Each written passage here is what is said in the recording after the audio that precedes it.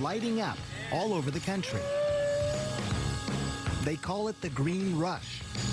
Marijuana has moved out of the back alleys and into the open. Happy Cannabis Cup, y'all. In some states, it's legal to grow, to sell, to smoke. And marijuana could be legalized in a city near you.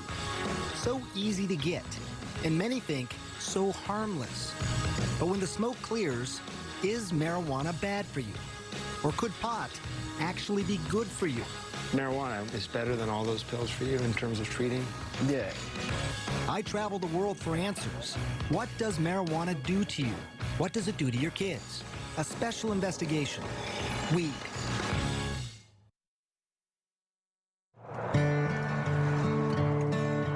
Our journey begins here, in this small town home, nestled in the mountains, with a family who has never allowed TV cameras in before. And you're gonna soon learn why. This is so pretty out here. Yeah. They live in Colorado, one of 2 states where it's legal to smoke pot medically and recreationally. But here, it's also taboo to residents like Paige Figi and her husband, Matt. I'm sure it was mentioned to us by someone, hey, you should try this. And I thought, no way. You thought that's fringe stuff? No way, not in a million years, no. But in this area, marijuana is far from fringe. 4 joints, and do you want Island Sweet Skunk? Medical dispensaries are everywhere. Hey, welcome, guys. People are smoking in private clubs and public festivals. But none of this is for Matt. He's a military man, and marijuana would be a career ender. I grew up in Wisconsin in a well-loving family, and I was educated that, like, that's a drug. You don't do that. And I never did. But just decades ago, marijuana was a legitimate medication, also called cannabis, prescribed by doctors and dispensed by pharmacies. This is Harry J. But that all changed in 1930. A relentless warfare against Henry Anslinger, the United States' first drug czar. For him, public enemy number 1, you guessed it, marijuana. This guy saw how he could increase the budget of his department by having this mission, going after marijuana. You know, saying that there's this drug that the Mexican migrant workers are smoking, and it's loco weed, and it's going to make them crazy, and they're going to rape your women. He got the anti-marijuana message out through news reports. And then came this. It is convinced that he is hopelessly and incurably insane. The film, Reefer Madness, portraying the users of marijuana as unproductive, crazed. People are still afraid of what pot can do to them. In many ways, to have defined our attitudes now for 70 years. Yeah. Marijuana then became illegal in 1937. And by 1970, it was a Schedule I controlled substance. The government was saying it had no medicinal value and had a high potential for abuse. All reasons why the Figgies stayed away from marijuana. Until this. And this might be hard for some of you to watch.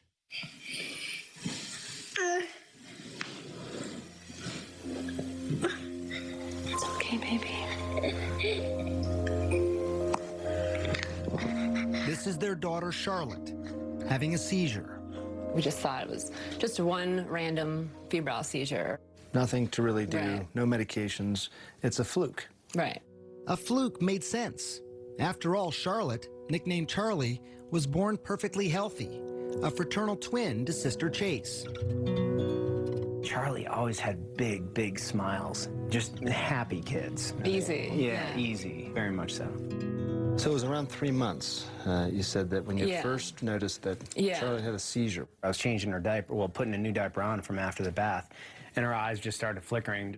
It led to the first of many trips to the ER.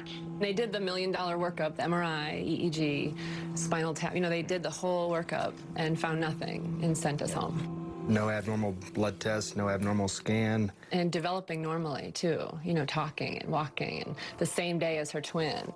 Nothing was behind yet.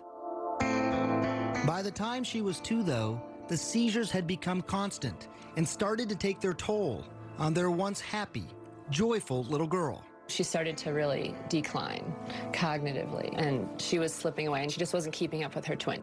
The Figgies finally found an answer. It was awful news. Dravet Syndrome. It is severe, intractable epilepsy. The seizures start during the first year of life and are unstoppable. difficult to control, and very damaging. Severe behavioral problems, attention deficit and hyperactivity, the self-injury, banging her head on the floor and pulling her hair out and like a possessed child. This isn't your perfect, happy Charlotte. It was a race against time. Many Dravet kids die young, in early childhood. Charlotte was almost 3. For the next 2 years, the Figis tried everything. Strange diets, acupuncture, and dozens of powerful drugs like Valium, Ativan, phenobarbital. But nothing seemed to help. Even worse, some of the medications nearly killed her. After 1 dose, she stops breathing. And after 2 doses, her heart will stop. Did you have to do CPR then on her yourself? Yes. I remember when her heart stopped and I had her pulse and I lost her pulse. There was just nothing. The ambulance is on its way. She survived. You're okay. Mommy's here. But now it was fall of 2011, and Charlotte was 5 years old. When things were at their worst, she just sees all night, and the kids are sleeping either in my room or next door. They can hear the seizure scream all night, 50 times a night. And Chase would come in the morning and just, this is her twin, and just hug her and like rub her head and say, I'm just so glad you survived through the night last night. Matt had been deployed to Afghanistan, and the only thing he could do to help was start scouring the internet. And he stumbled onto this video of a child using marijuana. So how's everything going? Jaden had 4 days without a seizure. I'm like, wow, having success on specifically Dravet, this is interesting. It's natural.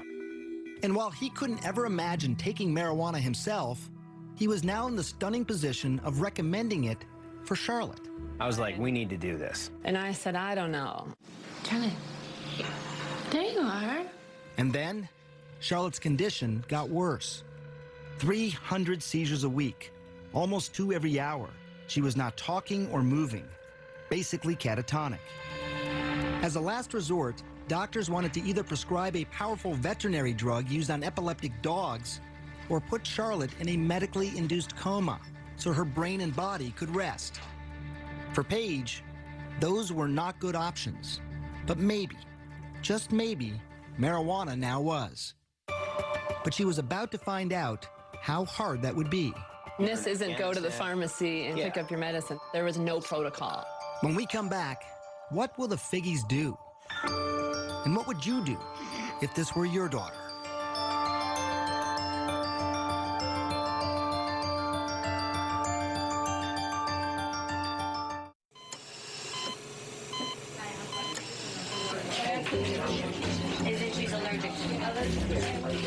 I had resigned myself. I don't think she's gonna survive this. We've seen her flatline in the hospital. We've said goodbye.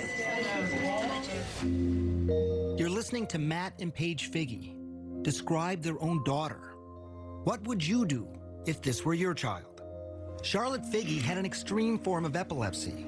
Her body was so frail that any seizure could kill her.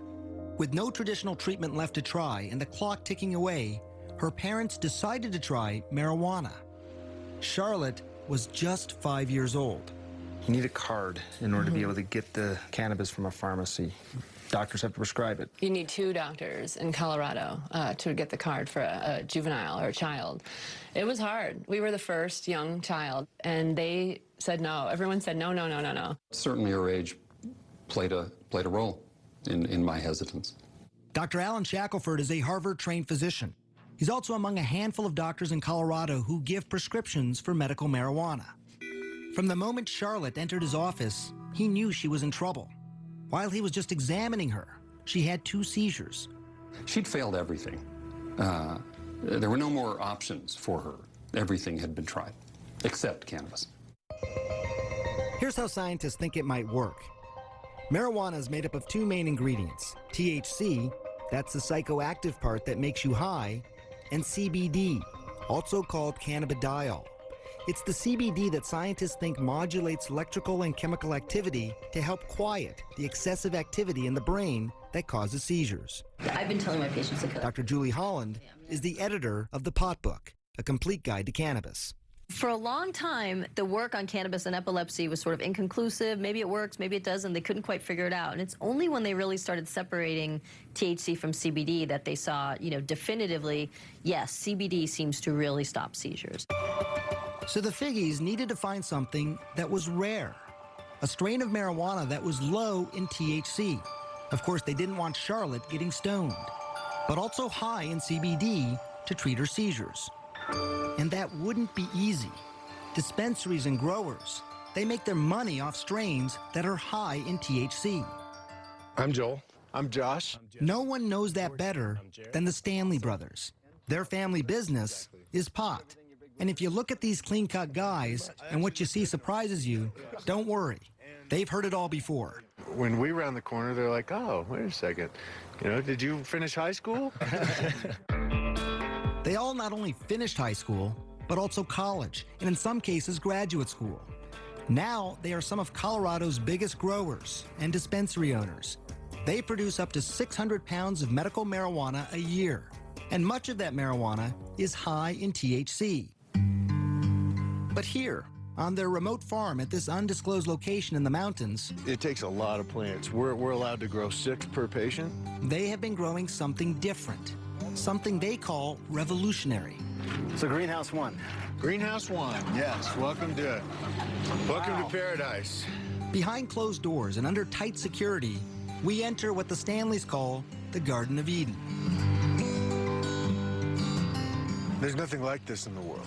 This plant's 21% CBD and less than 1% THC. It took years of crossbreeding plants to get to this point. Instead of breeding up the THC, we've bred down the THC and bred up the CBD. And people said, you're crazy. Who's going to smoke that? So why grow it then? Well, the Stanleys also believed in CBD's potential to treat many diseases. And they had seen it change lives before. I always have 2 strains. Meet 19-year-old Chaz Moore.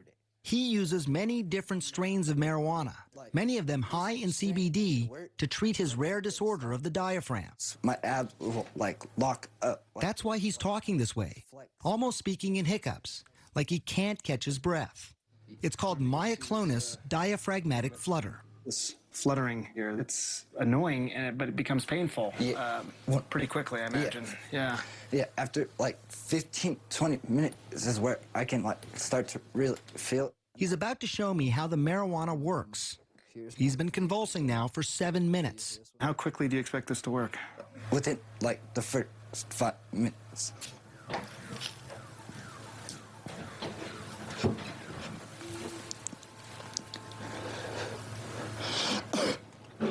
And I'm done. That's it? That's it. It was actually less than a minute. Depending on the attack in the day, it'll work within the first couple hits. Hear how his voice is completely different. That attack lasted 8 minutes. But some have lasted much longer and happen as often as 40 times a day. And like Charlotte, he had tried so many things before. By 16, Chaz was taking these powerful, addictive, potentially deadly narcotics and muscle relaxants daily, like Valium and morphine. It would be safe to say that marijuana, what you have in your hand there, is better than all those pills for you in terms of treating what's going on? Yeah, I'm not zombified. I've had 16, 17 attacks today, and I'm still sitting up talking to you. My first attack on all these, I'd be in the hospital. I'm a firm believer that marijuana has actually saved my son's life.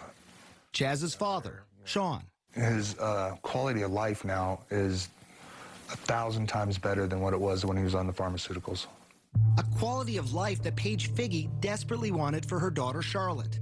But she still had one hurdle to cross: convincing dispensary owners like the Stanleys to sell marijuana to a 5-year-old little girl. When Charlotte's mother called my brother Joel, and the brothers had a meeting, we said, tell us about this patient. She's 5 years old, he said. And we said, oh, no, we can't do that. Why? The fear of the unknown.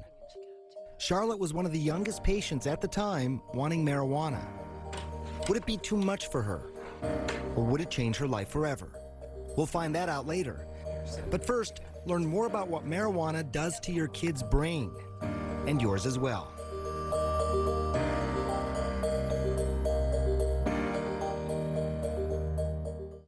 That's what I'm talking about. Y'all smoking or what? If you smoking weed, make some noise. Yeah. April 20th, Denver, Colorado. We like, we smoke, we sing. Woo! Tens of thousands from around the country and the world lighting up legally. Happy Cannabis Cup, y'all. For some, it's a lifestyle. For others, it's a lifeline. We're working with the Lupus Foundation and rheumatoid arthritis. But for all of them, I wondered, what was it doing to their brains? Some of my patients call me pot doc. Your patients call you pot doc? Well, they never meet anybody who's as interested in hearing about their marijuana use as I am. Dr. Stacy Gruber is serious about pot.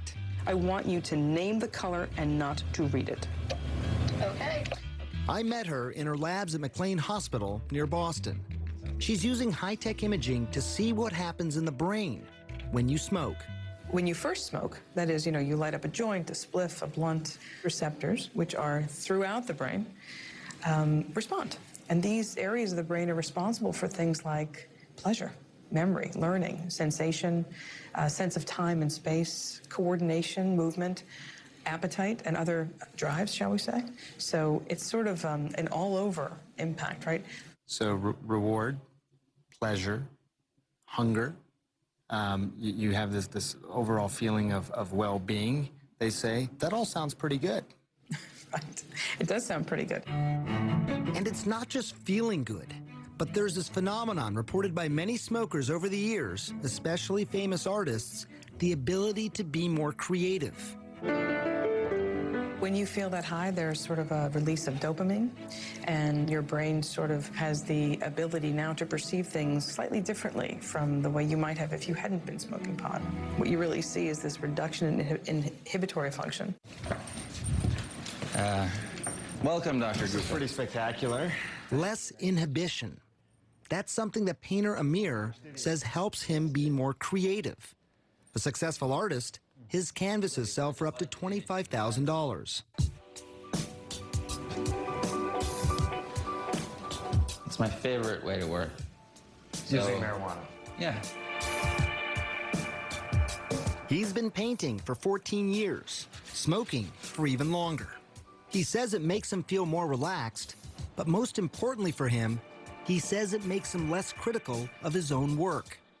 Stop worrying so much about this and that, and just sort of looking and being as present as possible.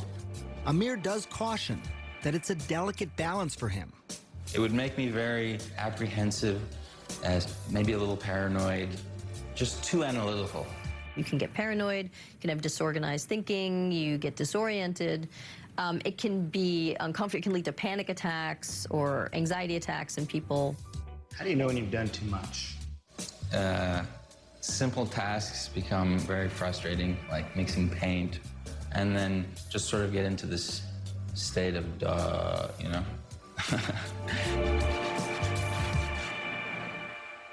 Good nail.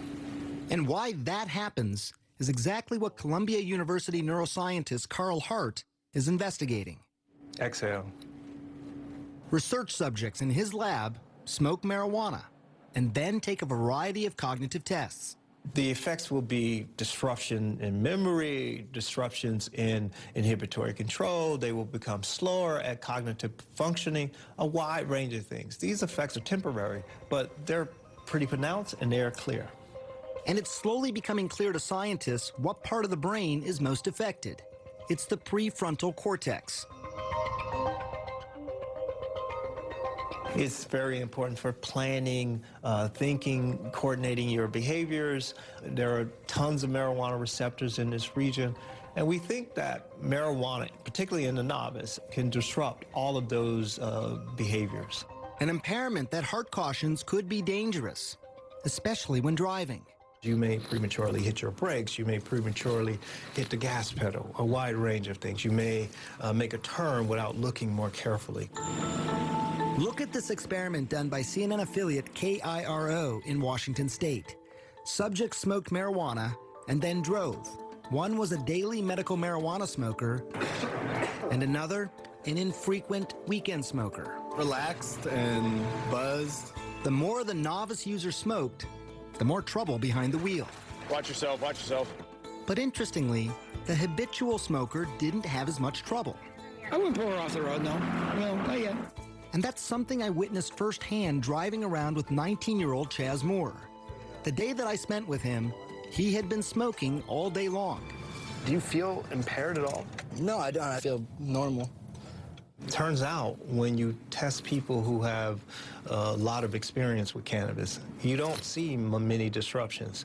But if you test people who have sort of a limited history with cannabis, you can see some clear, pronounced disruptions. Of course, no one thinks that driving when using marijuana is a good idea. But what scientists can't answer is if there is a safe legal limit, and if people who use marijuana daily as a medicine should be able to drive. How impaired are they? What is more clear, though, is the effect of marijuana on the young brain. What we see is a very big difference in people who begin to smoke prior to the age of 16 and those who smoke after age 16, what we call early versus later onset. Gruber's brain scans show that the white matter, those are the highways that help the brain communicate from one point to another, are impaired in those who start smoking early. Maybe there's underlying white matter connectivity differences. That's your concern, it sounds like, that those highways, those white matter highways, are just more disrupted in people who start smoking early. That's what we see. Perhaps not surprising, given what we know about the young developing brain. That's a very delicate time in brain development, and that's not a good time to be taking any drugs. Preliminary research shows that early onset smokers are slower at tasks, have lower IQs later in life, higher risk of strokes, and increased incidence of psychotic disorders. And while these studies are not conclusive, some scientists are still concerned because in 2012, 35% of high school seniors lit up. And that could mean a generation of kids with damaged brains. And many fear something else. I never really told myself I needed help. A generation of marijuana addicts. When we come back, the truth and the science behind what's being called a growing epidemic. And later, Charlotte's story, one of the youngest children to try marijuana in Colorado.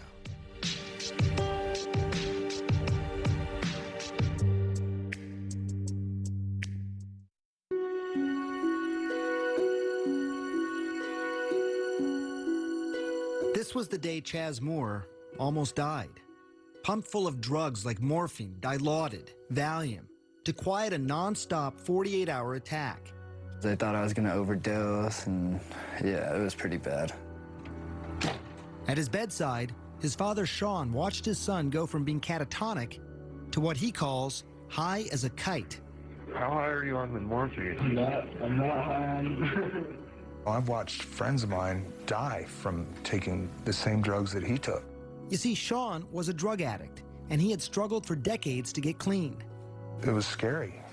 It was really important for him not to take these drugs if he could avoid them. If he could avoid them. I know how addictive they are. I've seen it.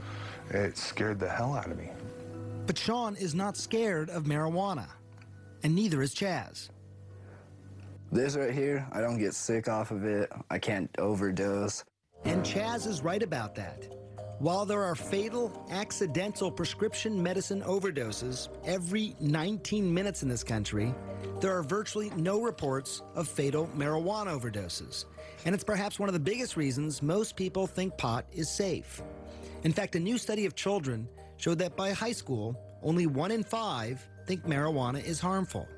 That's the lowest number in more than 2 decades. And it's something we heard over and over as we traveled around the country. Not really that harmful. It has a lot of benefits. Not really too concerned about it. I think it's safe if you're a safe person. Probiotics are But the experts we spoke to said there is more to the story. There are people who compulsively smoke, who want to stop smoking, but they can't stop smoking. In fact, 9% of marijuana users will become dependent. Now, that's not as high as other drugs, like heroin. 23% of users become addicted, or 17% with cocaine, or 15% with alcohol. But it's still approximately 1 out of every 11 marijuana smokers. There's no longer any scientific debate that marijuana is not just psychologically addictive, but also physically addictive. So give me an update. How you doing? Dr. Christian Thurstone runs one of Colorado's largest youth substance abuse treatment clinics. The number of marijuana addicts he treats has tripled in the last 3 years alone. Literally, I cried about it. Marijuana is #1 on their list of priorities. They have dropped out of life. Back in the day, I wouldn't feel like my day has really started if I didn't get high. Joel Vargas started smoking when he was just 13. By 15, he was smoking more than a dozen times a day. He stopped skateboarding. He even dropped out of school. I like getting high. I need to get high because my brain is telling me.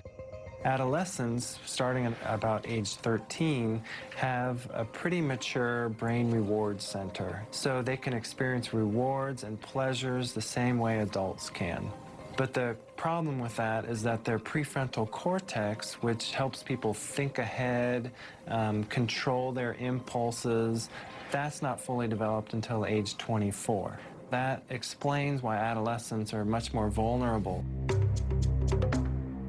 There's something else that addiction experts believe is likely happening in the brain. When you smoke pot, the feel-good chemicals that make up marijuana, called cannabinoids, remember them?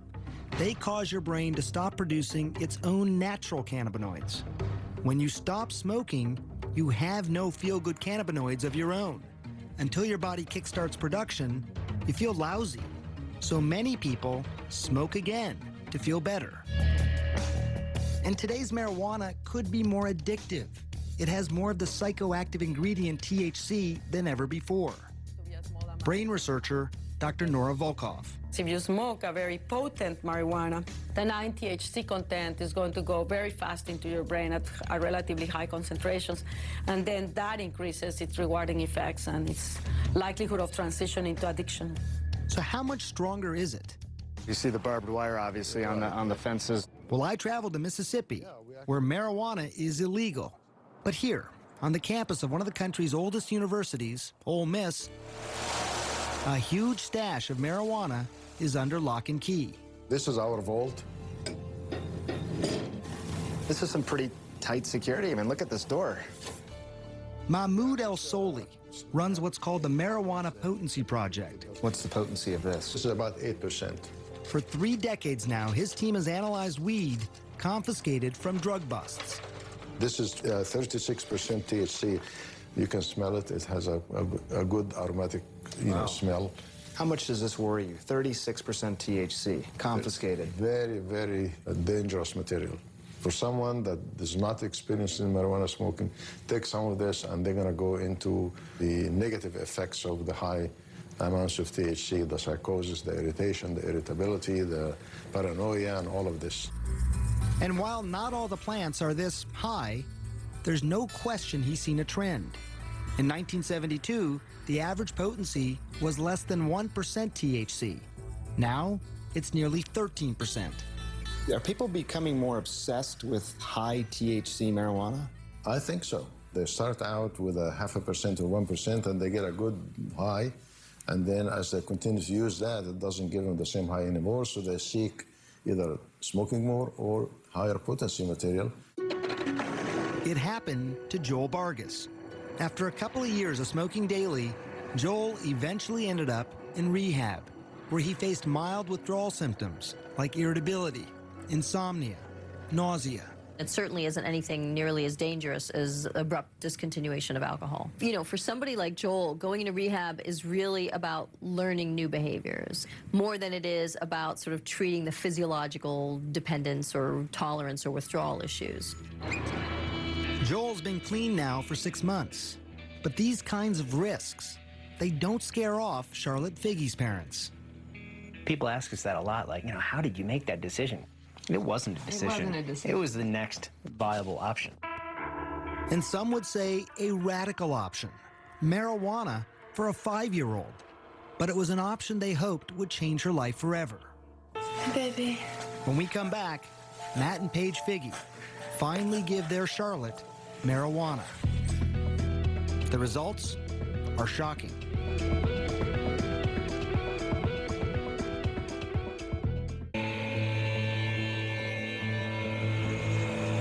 It was January 2012, Afghanistan, About 7,000 miles away from his family in Colorado, Matt Figi received this video from his wife, Paige. It's horrible seeing these videos when I'm deployed. It was his 5-year-old daughter, Charlotte, seizing. Diagnosed with a severe form of epilepsy, she was having 300 seizures a week, each attack so severe it had the potential to kill her. They had already tried dozens of high-powered drugs. We needed to try something else, and at that point in time, marijuana was that natural course of action to try. At home in Colorado, Paige searched for marijuana high in CBD. That's the ingredient some scientists think helps seizures, and also low in THC. Remember, she didn't want to get her daughter stoned. She found a small amount at a Denver dispensary. The owner was surprised that anyone would even want it. They said it's funny because no one buys this, you know. That was the general consensus. Nobody wanted it. It didn't have any effect. Paige paid $800 for a small bag and took it home. I had a friend that was starting a business on making medicine. And I said, can you help me extract the medicine from this bag of marijuana? I measured it with a syringe and squirted it under her tongue. It was exciting and very nerve-wracking. Holding Charlotte in her arms, Paige waited. An hour ticked by, and then another, and then another. She didn't have a seizure that day. And then she didn't have a seizure that night. Did you sit there and look at your watch? And... Right, I thought, this is crazy. And then she didn't have one the next day. And then the next day. And I thought, she would have had 100 by now. And I just thought, this is insane. I remember how happy Paige was. Like, it's really working. I can't believe it. Yeah, that was pretty amazing to hear. It had worked. But in just a couple of weeks, the excitement was overshadowed by panic. Paige was running out of marijuana, and the dispensary didn't have any more of that particular strain. Even if there was more, the monthly price tag would have been astronomical. $2,000, and not a penny of it covered by insurance. But then Paige heard about the Stanleys, the 6 brothers, and their greenhouse of marijuana that is high in CBD. I said, oh my goodness. He says, I don't know what to do with it. We're trying new things with it, but no one wants it. It's not sellable. I said, just don't touch that, because we need that plant. At first, they didn't want to take the risk of giving marijuana to such a young child. But then they met her. Tell me about the first time you met Matt, Paige, and Charlotte. I'm gonna get you misty-eyed. Yeah, you get all of us crying when we start talking about that little girl. The Figis had hit the jackpot, a steady supply of high CBD marijuana, and they only had to pay what they could afford. People have called us the Robin Hoods of marijuana. And they say that we sell pot so that we can take care of the kids and the truly less fortunate. Charlotte was the first of those kids. Late spring 2012, she tried the Stanley Special Marijuana, and again, it worked. I can't tell you what that means to us. Get you a dozen in a little bit. If it doesn't get you, something's wrong with you. She lived her life in a catatonic state. Now her parents get to meet her for the first time. What a revelation. Gee. The child who had had 300 seizures a week was now down to just 1 every 7 days. Pitter pat, tiptoe. When I first met Charlotte, March of 2013, it was 1 year after that first dose of marijuana. Achoo! After almost 2 years on a feeding tube, she was now eating on her own. Yellow? She was talking, even walking. Puppy. Oh, please, she said, please. Go! But these stories, they are not without their skeptics. One of the country's 2 hospitals dedicated to Dravet Syndrome in Florida states at present there is no evidence that cannabidiol is effective for the treatment of epilepsy. The American Academy of Pediatrics also opposes cannabis, as does the National Institute on Drug Abuse.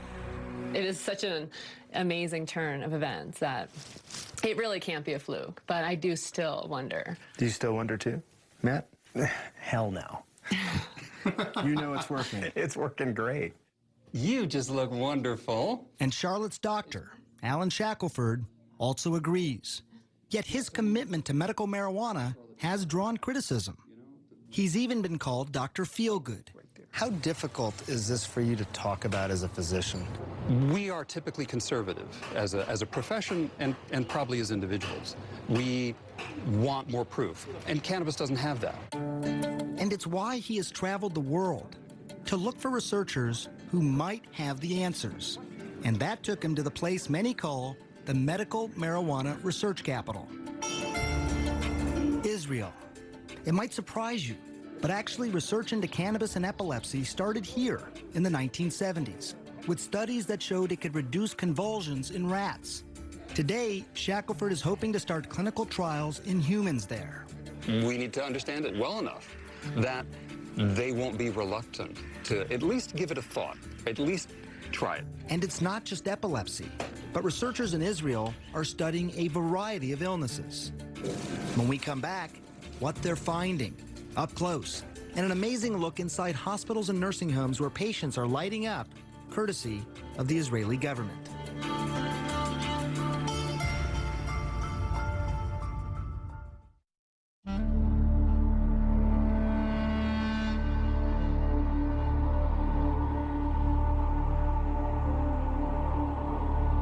As the sun was rising on the ancient city of Jerusalem, the final leg of our journey was just beginning. There have been some great advances here, and I'm proud of that, obviously. Dr. Boaz Lev is with Israel's Ministry of Health. Here, they have pioneered marijuana research. They were the first to isolate THC and CBD decades ago. And now the country's ministry licensed 10,000 patients to use marijuana medicinally and has approved more than a dozen studies to treat illnesses like PTSD, pain, Crohn's disease, even cancer. Hopefully, this will prove to be the best medication. I really hope so. We're not there yet. Answers might come from places like this. It's a state-run nursing home outside of Tel Aviv. Residents here are using marijuana for pain, loss of appetite, Parkinson's disease, and dementia. Moshe Root is one of those residents. He was 77 when he smoked his first pipe of marijuana. He's 80 now, and he smokes a couple of times a day. It's to help with the pain and the hand tremors caused by a stroke. So it's a mixture of tobacco and marijuana. He even decided to light up during our interview to stop his hands from shaking. You're saying your hands are steady because of the marijuana? It also helped ease a deeper pain hidden from sight. You see, Moshe is a Holocaust survivor. When his wife died a couple years ago, he was haunted by nightmares of his childhood, hiding from the Nazis. The marijuana, he says, took him out of the darkness. You dream. You fly. When you smoke? Yeah. There are 19 other patients here. Scientists at Tel Aviv University are now studying their progress, and they call the results outstanding, including weight gain, improved mood, pain and tremor reduction. But I can tell you as a doctor, it was my next stop that proved the most surprising. This is Israel's largest hospital, Sheba Medical Center. You put up your medical cannabis. Amashe is using marijuana to help him with the pain and nausea from chemotherapy. Filling up the spoon, so that's your medicine inside there. Of course. Now take it out, put up the valve. And he's doing it inside the hospital. How are you feeling? I relief, first of all, in the muscle, in the leg.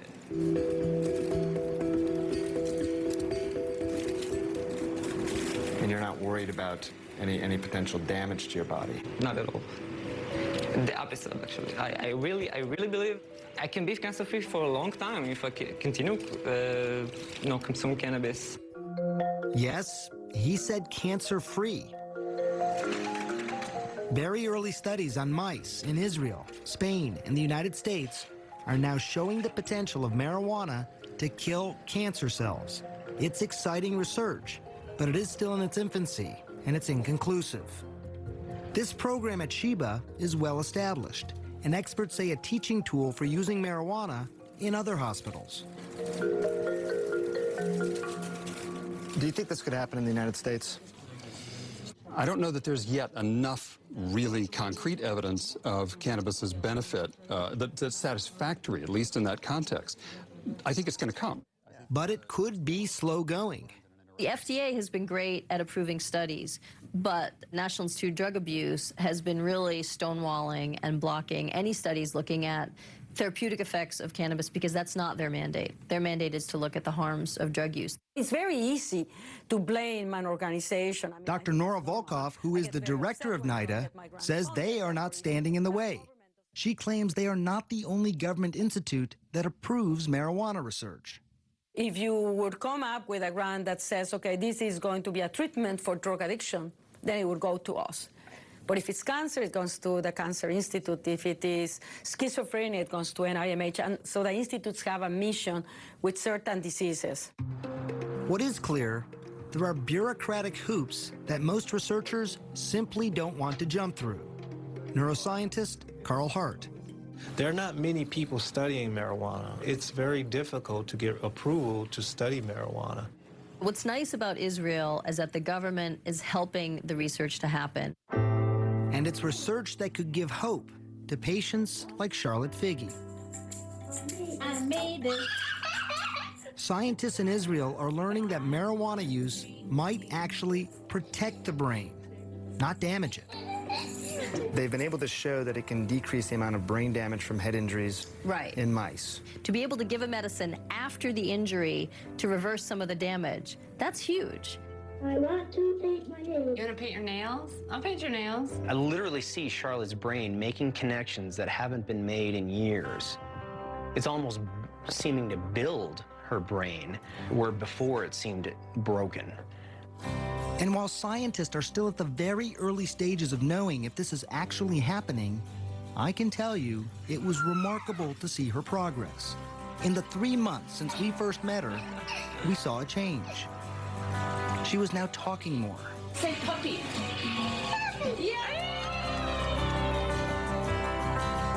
She's horseback riding.